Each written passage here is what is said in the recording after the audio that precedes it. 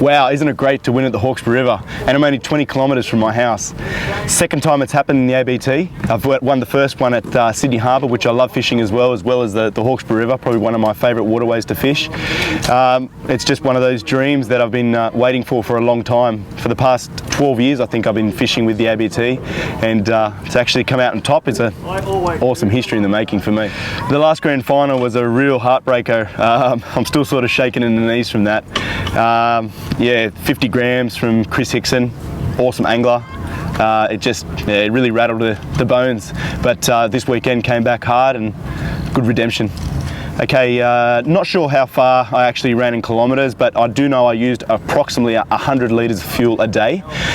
This wasn't just running up to the spot, it was consecutive areas that I actually fished in between Barara waters and as far up as an area called Dad's Corner, so it's quite a while up. Yeah, just fished my heart out, basically fishing bass areas or bass tactics to catch bream. We're lucky that we've had a post-spawn fish that have been running up there at the moment, so a lot of the fish that I've caught this weekend have a lot of gold spots on the side, indicates that have been post-spawned. So yeah, catching them is the other part.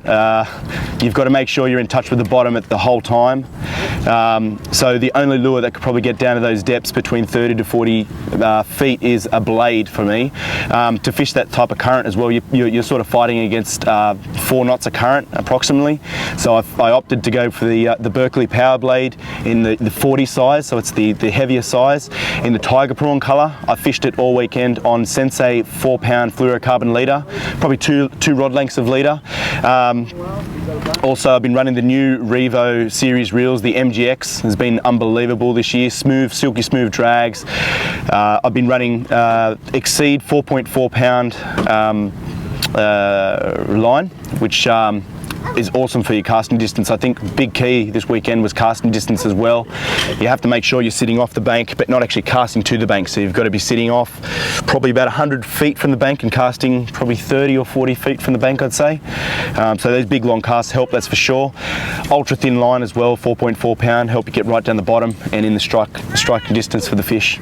Yeah, so over the years I've had a lot of dramas with spot managing, and through practice, of course, it's sort of you start perfecting how you manage the areas where you think that fish concentrate and big fish concentrate a lot better. So I haven't fished these areas since the last bets round, and we only got pipped on that round as well by 100 grams, so I haven't fished since then.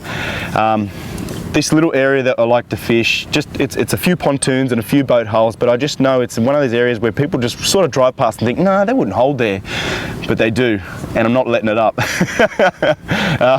So it's definitely a big key for this weekend. Spot managing is one of the definite keys for both of my results, for both of my winning results for the ABT.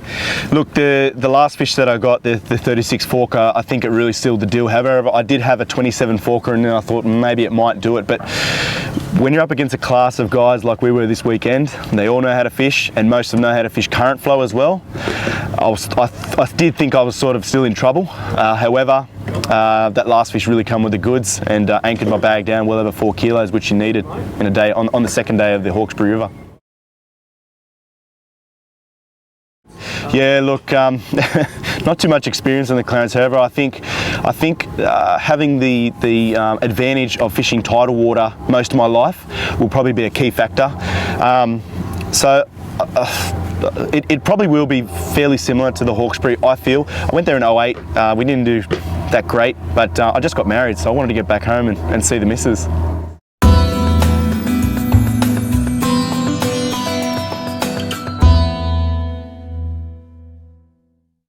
Okay, so a lot of people come up to me and ask me, Ross, what's the key to your success most of the times when you're doing so well up in the tournaments especially? And I just keep saying reliability is one of the biggest key factors, and I can tell you the new Revo MGX is one of the most reliable reels I've ever used.